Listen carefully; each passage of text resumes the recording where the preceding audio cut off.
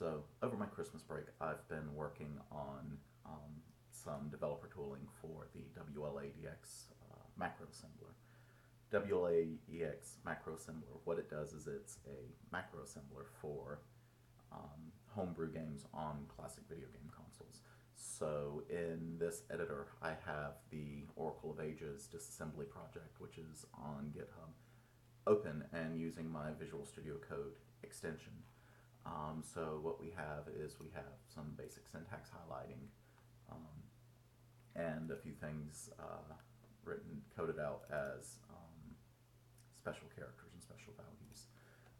Additionally, I implemented a language server, so I'm parsing all of this project in Java in the background in my language server that's running and providing me a couple of features. One of these features is that I can navigate to symbols defined in the this particular source file.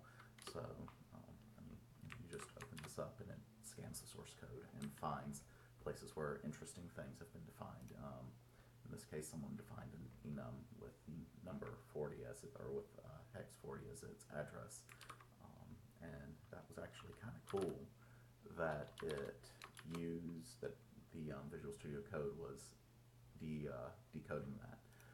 The other feature I implemented was documentLinks. So whenever you include a file using the include directive, we can link to the file that it's, well, including. This is convenient and kind of normal. And this again is also provided by the language server. So this is a work in progress and I'm really stoked about it. That's what I did on my Christmas break.